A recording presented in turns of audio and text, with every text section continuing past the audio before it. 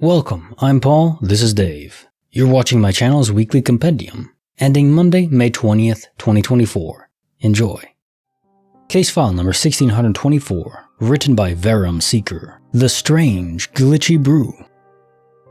This happened on one of the first days of January of this year. It might not be impressive or the typical type of mystery, but to this day I keep thinking about it. I'm still baffled. My two friends and I had met to hang out in the evening. It was a Friday, but there weren't too many people around since Christmas. Here in Spain, it lasts until January 7th. Had just finished recently. We were at a table outside of a cafe and cocktail bar, having some beers. It's important to mention that we were not already drunk. We are three young, tall, fit men accustomed to drinking regularly, which means we have a high tolerance for alcohol. Also, I'd like to mention that one of my friends is a policeman. My other friend is an engineering student. Well, I'm already an engineer. We bought 4 bottles of beer. All the bottles were of the same brand, Aguila, which has a unique blue label attached to it.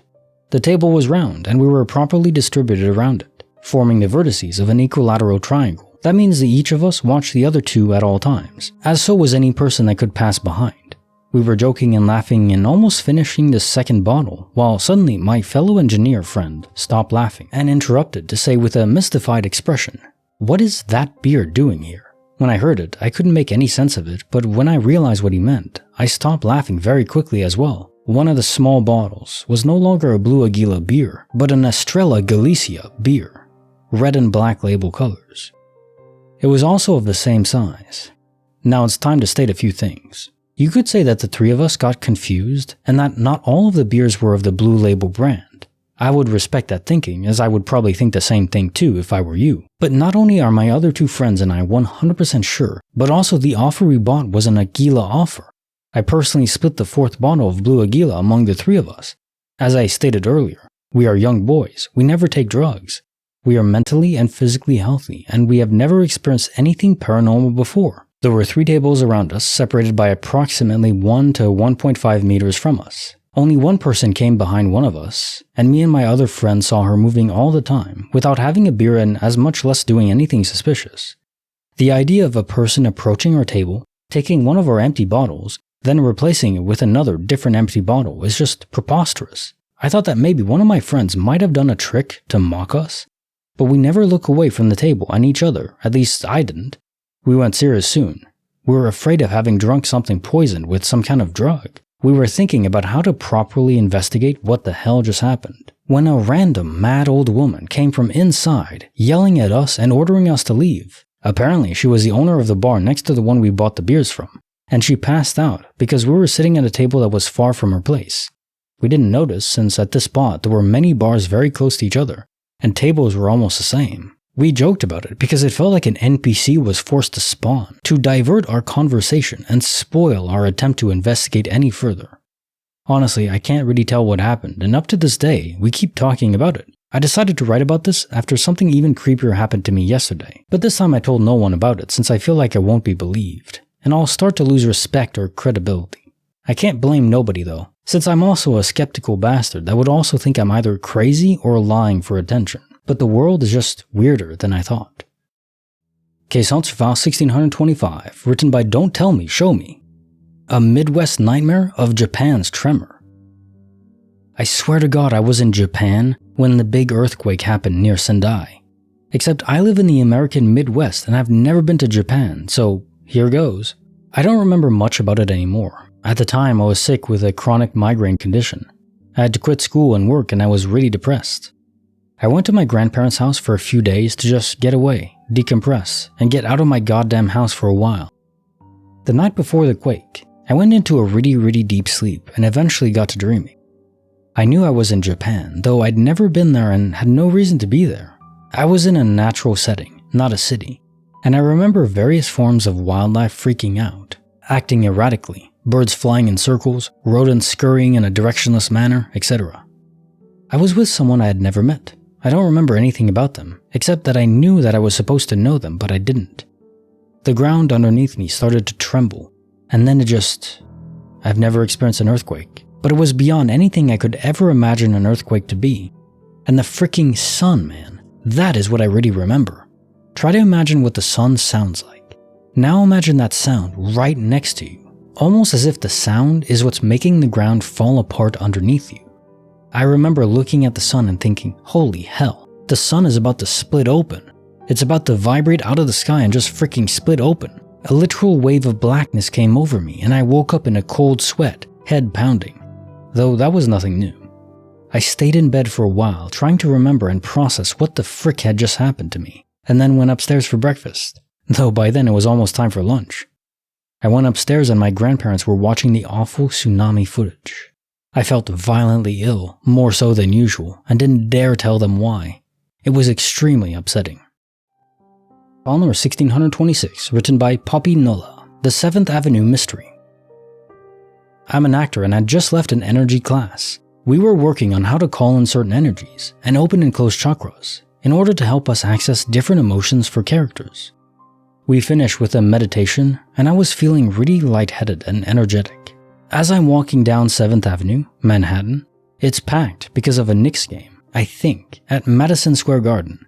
So I opted to cross the street to avoid the crowd. I distinctly remember crossing at the light in the crosswalk on 34th Street, but somehow, what felt like a moment later, I was back on the previous side of the street again in the middle of the crowd walking, like I'd never crossed. But I stopped and stood there trying to figure out what the hell just happened. It was like I blinked and ended up back where I started. I stood there and retraced my steps over and over in my mind. I couldn't come up with a plausible reason. What's more strange is that today, only 24 hours later, I have a hard time remembering crossing the street at all, like that memory's just gone, though I remembered it clearly yesterday. Has this ever happened to anyone else? Case file number 1627, written by Vectorman 1989. When I was maybe 10, I was in the bathroom upstairs in my house. I think I was about to get in the shower, when suddenly there was this awful noise from the other side of the door. It sounded like someone was using a roll of duct tape to seal the gaps in the frame. With gusto, I shouted first, then gradually started screaming for my mom. My mom took forever to respond. She came up the stairs and opened the door. There was no tape. My brother had been downstairs apparently, and there was no one else in the house. Whether I misheard something else, hallucinated the whole thing, my brother being a dick, or was just some fricked up glitch in the Matrix, I will never know. Bonus story I remembered. When I was about the same age, I was walking home from school past the village hall. There's often events, clubs, etc. going on, and the front doors are open so you can see into the building. One day, as I was walking past, there was a group of people in the hall. I only glanced in as I walked by. I didn't see or hear anything really. When I'm about 20 feet from the door, this guy in a red jumper and baseball cap comes out the door, starts following me. I only live maybe 200 meters away from the hall. At first I thought he was just leaving the building, but I can hear him catching up with me, and something really didn't feel right. I pick up the pace a bit and kind of speed walk around the corner up my street. When I turn around, I see him looking at me and saying something into a walkie-talkie. At this point, I lose my crap and sprint the rest of the way home and burst in the door. I tell my mom about him, but she says I'm overreacting. She didn't want to go down to the hall and ask any questions. My dad was away working, so we never found out who this guy was and why he followed me looking into the hall. Case file number 1628, written by Verum Seeker, Midnight Secrets and Shadows. It was midnight and I was on my way back home just like any other night. Unfortunately, on this occasion, I was walking alone. My route back home usually goes through an alleyway located between an old convent school and a block of flats. I've never seen anything strange, nor have I heard of anyone seeing anything anomalous, but this time it was different. I was approaching the entrance of the alley when I suddenly noticed a shape, a tall man in dark clothing, possibly with a hood, walking towards me, and I guess that the person was black. But I'm not sure since it was 20 or 30 meters away and I wear glasses, so I'm not the best at picking up precise details in the distance. Despite that, even though it was subjective, I somehow felt the shape was staring directly at me, and that feeling wasn't pleasant at all. No one else could be seen, and I was the only one walking through the alley. I felt a bit startled. Although where I live is a tranquil place, getting mugged is always a real thing. This person was already inside the alley and kept moving towards me for a few seconds. I would say he reached between 1/3 and half of the total length of the alleyway, approximately 45 meters long. Then I quickly looked down, and when I looked in front of me again, there was no trace of the eerie person, absolutely nothing. Just the empty passage and a teenage couple walking hand in hand in the background on the adjacent street. I didn't look away for more than 0.75 to 1 second. I didn't feel scared, I was just utterly confused. I hastened my pace to peek around the corners, and when I reached the end of the alley, I saw no sign of that person. The next perpendicular street was 40 meters away from the exit of the passage. I've made the measurements using Google Maps. So this person should have walked back the 15 to 23 meters covered inside the passage in 1 second. With a conservative estimate, 15 meters in 1 second. He would have had to run at 54 kilometers an hour. I checked for any doorway or entrance between the shape and me, and there's only one. It's a run-down, decrepit wooden door from an abandoned ancient house. I tried to push it open, but it wouldn't budge. The lock was so old and unused that it was corroded by rust. It looked like it hadn't been opened in decades and probably would have taken a long time to open, accompanied by a loud creaking sound. It's hard to believe the shape took the keys and opened the door quietly. Case file number 1629, written by Infectec. Grass isn't supposed to glow blue, right? Okay, this happened back in May. I was with my girlfriend and her best friend. The friend's house backs into a public park. We're just chilling in the park before they go back to our house for the night. It's about 11 p.m. and it's pretty damn dark as there's no streetlights around. Because it was so dark, I knew I could go for a quick pee in the park as I was confident I wouldn't be seen. We're sitting in the corner of the park. I walk over to the fence and relieve myself. As I'm walking back to the girls, something on the ground catches my eye. For some reason, a small patch of grass and dirt is glowing neon blue. Not extremely bright, but enough to be visible. It's just one small patch, nowhere else. It confused me, so I called the girls over and squatted down, staring at the grass like a weirdo. My girlfriend asks what she's looking at, probably judging me immensely. They both see it and quickly offer solutions. It's just a light from the house or street. I test the theory and cup my hands over it and look under my hands. I'm now practically laying on the ground. The light isn't obstructed at all and in fact look brighter. My girlfriend's friend kneels down and has a look. She sees the same thing. My girlfriend overlooks in shame as we inspect the dirt. The friend stands up. Oh, you know what that is? Kids have come through the park and dropped that glow-in-the-dark paint. She walks away as if she easily debunked it. I dig with my fingers into the dirt and the glow is still there. I announce my findings. The girls, fed up, walk over one last time. I stand up and that's when we see something I'll never forget. I'm pointing at the ground where I dug, and as we're looking at it, the glow quickly shrinks into a tiny point in its center and then vanishes. I get a spike of anxiety and scream out, "Look at that crap." My girlfriend goes, "Okay, what the actual hell?" And we all look at each other stunned. My girlfriend's friend walks away going, "Nope, nope, nope." They both proclaim they don't want to talk about it anymore. It's like we weren't meant to see it and it was patched.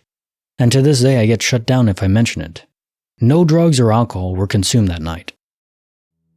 Case file number 1630, written by Frequent Principal 28, Scrubbing Through Spacetime. So, for the past few days leading up to Eid, which is the end of the Ramadan fast, my siblings and I do this thing every year where we would strategically plan when to wash the dishes, so that we wouldn't be the ones to wash them on Eid. Because I kid you not, every single dish inside our household would have been used on Eid. Plenty of dishes would have to be cleaned up. We do not have a dishwasher. So for example, our clean the dishes timetable in our house would go according to our ages. We wash the dishes from oldest to youngest in turns. We're 3 siblings. That's our only duty in the house. So the day before Eid rolls around and I'm happy because I did all the dishes that afternoon, and I'm pretty certain I will not be washing the dishes on Eid. Since I'm the middle child, it is now my younger brother's turn. He washes the dishes after dinner the night before Eid. Usually, he leaves it until the next morning because he couldn't be bothered. But now my older sister will have to clean the dishes on Eid. Okay, that's sorted. I'm happy. Only my parents stayed up the whole night making a variety of desserts for when my family visits on Eid. So there are a few dirty dishes. The morning of Eid rolls around and my older sister takes this as an opportunity to clean up those little bits of dishes and it would make her turn fall away. So guess who's going to wash the dishes once the day of Eid ends and all the family has finally left? Leaving 3 tables full of dirty dishes. Me. This is where the glitch comes in. The day has ended, and it has quieted down. I'm left standing alone in the kitchen in front of hundreds of dirty dishes. I start cleaning, cursing under my breath murmurs of child labor. This is just a joke. Washing the dishes is a basic thing to do. So I'm scrubbing each and every dish, and I finally finish. Yay! I go to sleep as did everyone else. Next morning comes around and I'm awoken by my annoying older sister screaming at me. S, why didn't you wash the dishes? It was your turn. She laughed, basically mocking me because she knows she did me dirty. I literally groaned and told her to shut it when it finally dawned on me what she said. I got up and walked towards the kitchen only to find every single dirty dish still there on the counters, waiting to be cleaned up. I don't know if I'm going crazy, but I literally washed the dishes the night before. I mean, one explanation could be that I genuinely did not want to wash all those dishes, so my brain must have convinced me that I did, so I could go to sleep peacefully. But how would I explain avidly remembering scrubbing each and every dish? I literally remember it taking me 2 hours, and I went to bed at 1:16 a.m. Maybe the same thing happened to a parallel version of me, and I was just the unlucky one, and I got the broken end of the stick. I cleaned mine, and she must have gone to sleep with the dishes still dirty, and we switched universes? Case file number 1631, written by Dancing Squidward, Phantom Purrs. So for some context, my cat always sleeps with me every night, and I always sleep with my bedroom door closed. Whenever my cat decides she wants to come to bed, but I'm already in my room, she meows at the door so that I can come open it to let her in.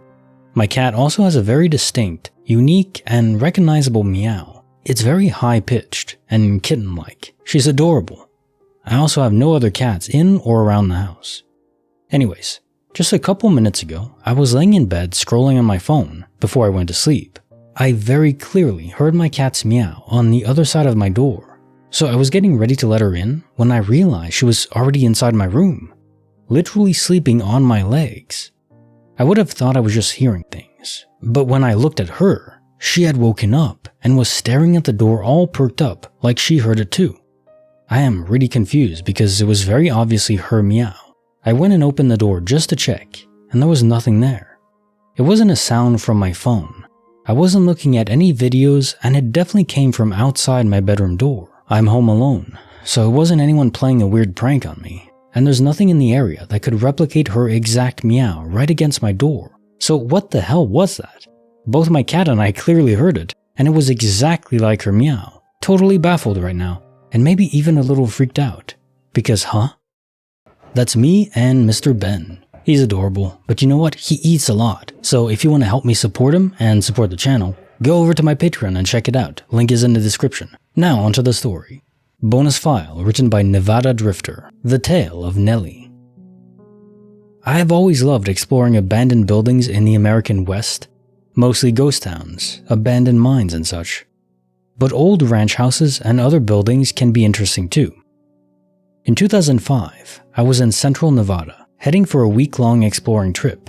I had passed an old house on a large, former ranch property that I know had been inhabited just a few years earlier, but now appeared to be abandoned. No cars on the property, about half of the windows boarded up, etc. The front door was open, so after shouting out for any inhabitants with no response, I walked into the house. It had seen other visitors before me. A few windows were broken from the inside, and many of the few belongings left behind had been rummaged through and strewn about. I walked upstairs and began walking from bedroom to bedroom. Pack rats had begun their takeover, and their droppings littered the floor. I walked into what was once decorated as a little girl's room. There was a cheap brass bed frame. The mattress had slid partially off the frame and onto the floor. Some clothes and toys sitting around would lead me to believe the girl was quite young. I peeked into the small closet, which was bare with the exception of a few wire hangers left on the rod. When I turned to leave the closet, there was a girl, around 5 or 6 years old, sitting on the bed, which had somehow had the mattress return to its normal position. She said, "Hi mister, what are you doing in my room?" I panicked and immediately realized that the house wasn't abandoned.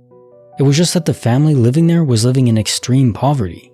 I began apologizing and explained that I yelled hello, and nobody answered, so I thought the house was abandoned. "It's okay, mister. Mommy isn't home. I haven't been here in a long while. Maybe you could help me find her?" She stood up, walked towards the open window, and sat on the ledge, looking out on a vast empty field of sagebrush. I asked her to come downstairs with me and we would go find her mother. She started to stand up from the window, but turned around suddenly and said, "Oh no, he's coming. I have to go, mister. He's coming. You should go too." She then kicked her legs over the windowsill and jumped. I raced to the window and looked to the ground, expecting to see an injured little girl, but there was nothing there. I raced back downstairs and out of the house. I looked around as I walked back to my car, but saw nobody. She wasn't what I think of when I think of a ghost. There was no transparency, no foggy haze around her, or anything like you would expect from a movie Ghost. I still don't know what the hell I saw. I pulled into Austin, Nevada later that evening and met up with a group I was planning on exploring with. We went for drinks that night at a local bar. After a few drinks, they convinced me to tell my story to the bartender. He listened and then asked me to confirm the location of the property. When I described the location and condition of the house, he explained, "Oh yeah, that's the old blank ranch. Sounds like you had a visit from Nellie. She likes to chat with people that stop by. She's harmless." He then explained that the original owner disappeared in the late 1960s after leaving a note saying the family was moving to Alaska so he could buy his luck at gold mining in the Yukon. He was later located in Oregon and largely suspected of killing his wife and daughter. However, no bodies were ever found. His version of the story was that his wife and daughter did not want to leave Nevada and left him somewhere along the way. I absolutely loathe telling this story because I don't believe in ghosts or the paranormal, and I feel like I'm trying to tell a spooky story to a group of children. I went back to that house 2 more times before it burned down a few years back. I never saw or heard anything unusual since my first visit. Case file number 1632, written by Benjamin Tom. The Silent Emergency. I had just pulled into the parking lot of where I worked and was walking towards the building. It was like 3 in the afternoon, broad daylight. All of a sudden, I heard an ambulance's siren start sounding. Naturally, I looked down the road to try and see the ambulance. I saw it approaching and decided to watch it for a bit. It was quickly getting closer, and it was about to pass right by me. However, there was a large SUV waiting to turn out of the parking lot and onto the road, blocking a few meters of the road from my view. The ambulance passed behind the SUV, probably about 50 feet away from me at most, and I vividly remember the siren becoming completely silent in that instant. The ambulance had vanished entirely as it passed behind that SUV. I was so confused. The road did not have many cars on it at the time, and it was broad daylight. I did a triple take and made sure I didn't just miss it. I had a clear view of the road going both directions, and there was no more ambulance to be seen. No more sirens either. I walked up and down the road, trying to find it for a solid minute, but nope, it was gone. I was well rested, not on drugs, and I didn't have a history of hallucinations. It seems dismissible, but I was completely aware of what happened, and I can't explain it to this day. Case file number 1633, written by Clean Shepherder, 4611. Goodbye, Dream. I was around 15 years old, and I had a dream about my grandfather. Nothing that out of the ordinary or too specific. In the dream, I walked downstairs into my kitchen to see him sitting on a chair, as if he was patiently waiting for me. When I got downstairs, he was ecstatic to see me. He got up off the chair and said, "I have to go now." He gave me a massive hug, and we said goodbye to each other. I wasn't particularly friendly to him in the dream, a bit blunt and rude, let's say. I woke up and went on my phone for a bit. It was 4:58 a.m. I remember the time exactly. It just stuck with me. When I woke up again for school, I have never felt such guilt in my life, even after knowing it was just a dream. It was so bad that I almost picked up my phone to text him and apologize to him for being rude. However, when I got downstairs before going to school, I told both my parents about the dream granddad and how terrible I felt for being rude to such a nice person. They told me to stop being so silly and that was just a dream. Anyway, I went to school like any other day, but this dream was just in the back of my mind and just bothered me a bit throughout the day. Almost like a wave of negativity just wouldn't leave me that day. My dad picked me up from our school bus stop every day, and this day was the same. I got in the car and he sort of just sat there for a bit in silence. I didn't notice anything was up until he sort of just looked at me, and I looked back at him and he said, "Granddad died this morning." The dream didn't cross my mind as I had stopped thinking about it at this point. A few hours after I found out he died, it crossed my mind again. I reminded my parents of it, and they said to me that they had already told everyone about what I told them that morning to help them. My dad later told me that he had died between 4 and 5 a.m. that morning, almost exactly as I woke up from the dream. I was never a believer in this sort of crap before this, but from this experience, there is no other way to explain it than he, for whatever reason, came to say goodbye to me. Case file number 1634, written by Mild or Wild 65. Names Japan and the military. I was 13, living on a United States military base at Misawa, Japan. This was 1978. The world was a lot smaller then. I'm in the base exchange, BX, basically a department store for the military. I hear my full name paged. I have a common first name, but my last name, not so much. The page requests that I go to the customer service desk for a phone call. I'm 13. I head straight to it. I get there, and after a moment, a woman behind the counter deigns to acknowledge my presence. I tell her I'm full name, here to take the phone call. She looks confused, then points over to a young guy in a Navy uniform and says, "But that's full name." I'm nonplussed and wait until he finishes the call. Before he can walk away, I ask if his name is really me. It is. I tell him it's mine too. We share a bemused moment during which we determine there is no relationship at all. I go back to my shopping, head to the checkout. On military bases, you have to show ID to prove you're eligible to shop. I show my dependent ID card to the older man, late 60s. He looks closely at it and then he says, "That's not a very common name." I agree, and then he says, "Do you know a Pearl last name?" Once again, I'm nonplussed and tell him that's my grandfather. Pearl being even way more uncommon as a man's name than my last name is. He then asks, "How is Crook doing these days?" Crook being a nickname of my granddad's due to a poorly healed broken arm. All I can do is say he's doing okay. Turns out that man went to high school together with my grandpa in a very, very small southern Illinois town. The whole thing, the sailor, grandpa's schoolmate, the unlikely remote location, just had me questioning reality for days. Now I know the Matrix glitched. How small was the town? Some 20 plus years later during a family reunion, my dad took me to his old school. The hallways were lined with alumni photos. Until about 1980 or so, every single one of my dad's siblings were on that wall. Question suivante 1624. The Strange Glitchy Brew. Yeah, classic multiverse switcheroo. The beers that you ordered in a different universe, adjacent, parallel to this one, were just different in one bottle. Maybe all of them, and just one of them ported over, switched around. The one you had here went over there, and they're having the same discussion. What is this Aguila doing here? It's not what we ordered. It is an interesting hypothesis, though, about the NPC being spawned in to distract you guys from it, from the anomaly. And if you think about it, if we live in a simulation, it's more than powerful enough to conjure up an NPC facsimile that would be hard to distinguish from someone that has a real soul, a real player. In this case, we are light years ahead of the Turing test. And you could sort of think of it like a dungeon master's toolkit, where he just introduces a character like a thief to distract you. And unless you roll a nat 20, you're not going to see through it. Question file 1625. A Midwest Nightmare of Japan's Tremor. So this is an interpretation of future events by your subconscious. And it was a great ordeal for your subconscious to translate this information about a tsunami in Japan to your conscious mind.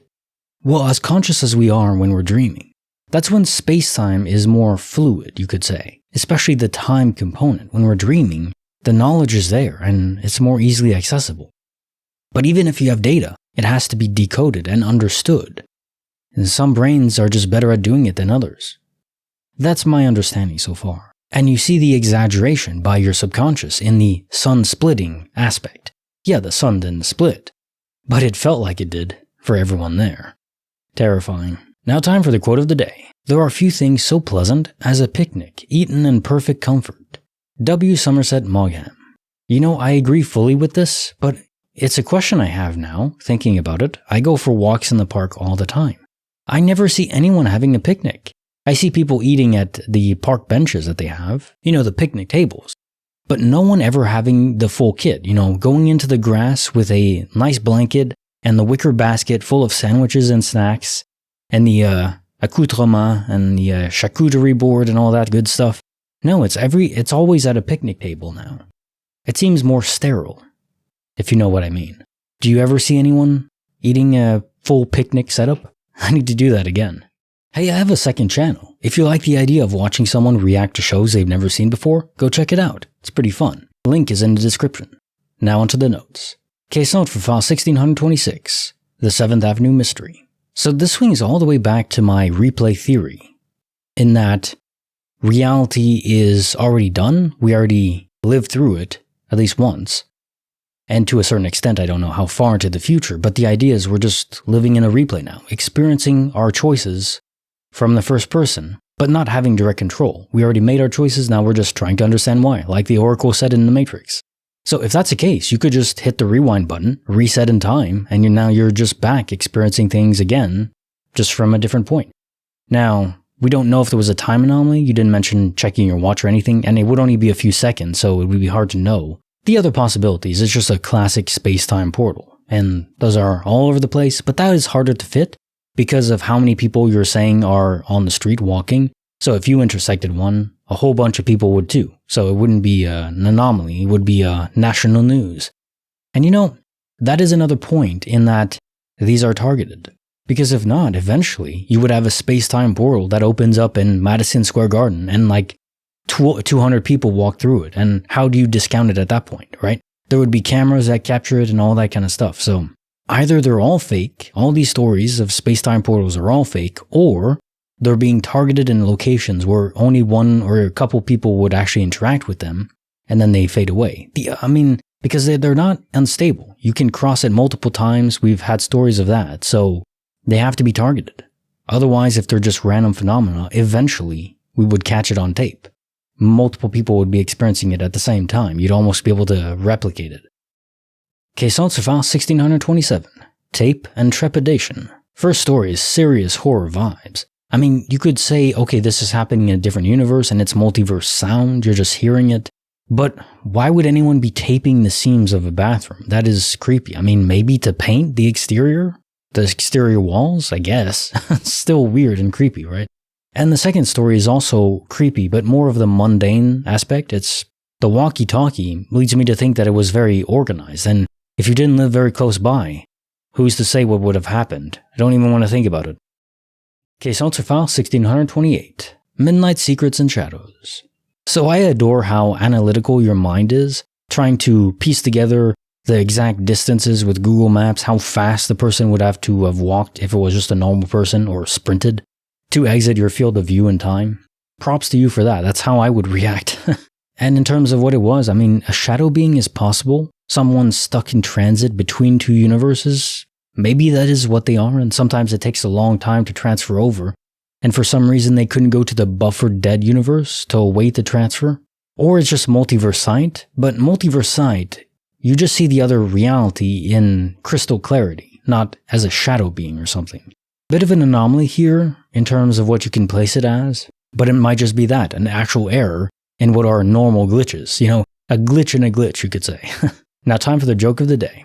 What do you call a psychic little person who has escaped from prison? A small medium at large. But the real question is, if he was psychic, how was he ever caught in the first place? Case also file 1629. Grass isn't supposed to glow blue, right? Very strange glitch. And yeah, there is glow-in-the-dark paint or substances you can use, like the ones that you crack open to light up the area, but that's green. I think there is some that is blue as well. So that could explain it if you didn't dig into the earth and realize that it permeates very deep in. Now, if it was paint, it could maybe seep in a bit, but not to the extent you described. And of course, what really seals it as a glitch is how it faded away. If it was some chemical reaction, it wouldn't just fade internally into itself and then dissolve into a tiny point. This creeps me out as much as the story, we haven't had one in a long time, of the black dot. We had two, if I recall. One leading to a garage and one in a living room, but people just described, I think once was with two people, which is good, extra witness, but describing seeing this error in spacetime. Just a floating black dot, like a black hole, but without sucking everything into it. So it wasn't gravity, it was just reality not rendering in a specific small spot. And I think in the second story, it was larger. So I was speculating, the universe is unstable, this black error is growing in size. Is it going to keep growing? Well, we haven't had more since, and it's been a while, so that's good. But then there's this, which is kind of similar in the way it fades into a point, like the universe trying to correct an error. I don't know. That kind of stuff disturbs me, because how do you fight against the universe being unstable? You can't really. Just have to hope if this is a simulation and there's an error, well, it doesn't destroy your mind. You just wake up and reset.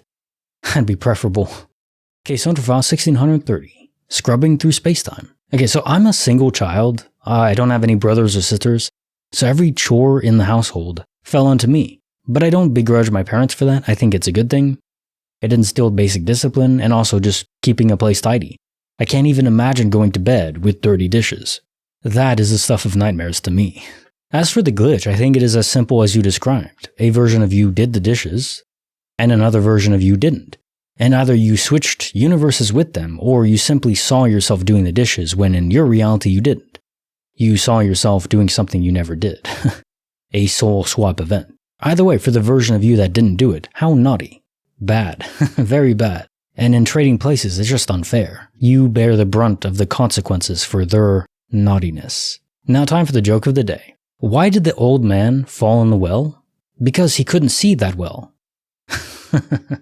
I do love a good play on words. Double entendre, let's go. Caissance file 1631. Phantom Purrs. We all know about different universes at this point, right? The grand multiverse ocean. Different sights and sounds can transmit between them.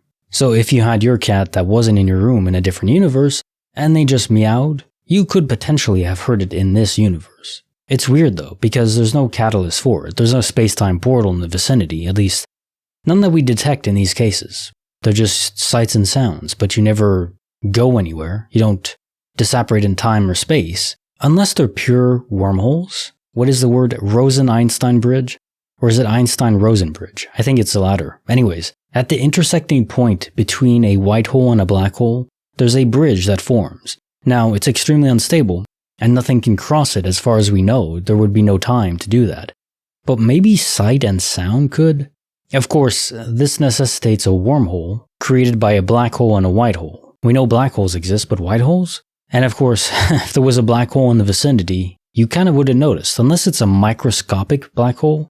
If they're actually subatomic, then they will radiate away their energy before they can absorb any more, so it wouldn't collapse the whole planet. Maybe some alien species is capable of creating these subatomic black holes by condensing enough energy in a single point. Of course, in these cases, we don't hear about aliens either, so they'd have to be extremely stealthy. The other possibility is your cat astrally projected, and his spirit was meowing outside the door. But that would be weird because she reacted to herself, her own spirit meowing. Can you be jump scared by your own spirit? That would be kind of funny, I have to admit. Caissance for the bonus file. The Tale of Nellie. That is an interesting note about how Nellie, the spirit of the girl, was fully materialized. There wasn't some foggy cloud around her. She wasn't translucent. She, by all accounts, was a real person, fully materialized in our realm. So what causes that? Sometimes spirits are faded in between our reality and wherever they are. My guess is it's something to do with like a soul battery. So that is to say, the more charged a spirit is, the more they're able to permeate through the membrane that separates these worlds or dimensions. Now if that's the case, the question to ask on that is, what charges a soul? And on that note, I don't know. I mean, you would think the only thing that could is another soul. Just by being around her, maybe she was siphoning some of your energy without you realizing, because it doesn't take much. On a different note, exploring abandoned towns and mines and stuff like that sounds extremely interesting, exciting, and terrifying. In equal parts, pretty much. Now time for the quote of the day. There is a light in this world. A healing spirit more powerful than any darkness we may encounter. We sometimes lose sight of this force when there is suffering and too much pain. Then suddenly, the spirit will emerge through the lives of ordinary people who hear a call and answer in extraordinary ways. Richard Attenborough, answering the call. Yeah, I like it. It's simple and to the point. In the face of the tragedies of the world, we can look at those in despair. We can't change them. Or instead of despair, we can rise to the occasion and try to help people. Imagine if firefighters just suddenly were overcome with a wave of despair and apathy. And they said, oh, there's just so many fires, we can't save everyone, so what's the point? Instead of rising to the call and going to help people. We can't let ourselves succumb to that miasma of depression. We owe it to ourselves and others to overcome it, even though it's very difficult. Caissance file 1632. The Silent Emergency. So multiverse sight is where I'm leaning. There's also a space-time portal explanation, but you certainly hope it wasn't that, because those can take you anywhere, pretty much. What if it ported them a mile back or 10 miles back, and because of that, they missed their chance to save whoever they were rushing to save? I hope it isn't that. I mean, potentially they were pushed ahead, closer to their destination. That would be good, but there's no way to know. So in that case, I would prefer it just be multiverse sight, because there's no gambling involved. They're just in a different universe and well along their way at the normal speed. Normal rushing speed. Case notes are file 1633. Goodbye, dream. I find it curious that you wanted to text your granddad before you even realized that this was more than a dream, or at least before you consciously realized you were told. So deep down in your subconscious, you knew. And there was little seedlings of that truth feeding into your conscious mind and telling you, yeah, this was more than just a dream. Where does that come from? Is it just our subconscious picking up on those little pieces of information out in the ether and decoding them and then somehow feeding them into our conscious mind? First in the dream form and then after when you're awake? There is no other way to say it or frame it other than instinctive. The other question about this is, why did he appear to you and only you? No one else reported. I mean, maybe he appeared to other people but they didn't want to say anything because they don't want to seem crazy. That's a possibility. But in the event that he really did just appear to you, why? Is there a limit to how many people, if you die and you're going to move on, whatever that means? Is there a limit to how many people you can appear to in dreams or whatever way? Is it a purely energy limit, or is there some cosmic rule that is enforced? Interesting and slightly unsettling question, because who's imposing that limit? Case notes for file 1634. Names Japan and the military. Small world as the expression goes. Was it glitch or fate? In some way you had to meet this person. It seems like such a great coincidence that it would be weird to explain it away by coincidence, but then again, what does it change to meet someone with your own name who knew someone in your family? It's kind of interesting, but does it really affect anything? Maybe it's one of those dominoes that is falling far away, that had to tumble. We can't know why until we finally reach the piece that it knocks over in 20 years.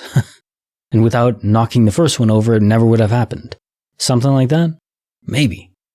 Or it's just a really weird and unlikely coincidence. I mean, they do happen sometimes. Still very interesting though. And now time for the quote of the day. Be ashamed to die until you've won some victory for humanity. Horace Mann. Well, I agree with the idea of this quote, but I would amend it or add details to say that mankind, you don't have to win a victory for all of mankind, but for those you care about, like your family. And I think a victory, one that everyone can accomplish, is having children and raising them to be good for the world, to have strong morals, to follow the golden rule, to care about other people and to take care of themselves. If you can raise a child into a well-adjusted adult, I mean, that's a grand victory indeed. Even if they don't go on to cure cancer, that's okay. Not everything in life is about the grand moments. In fact, most of life is about the small ones. So embrace those. And embrace those small victories that you have for men that you care about, and women. Like the video, subscribe, hit the bell. Kinetic Symphony signing off.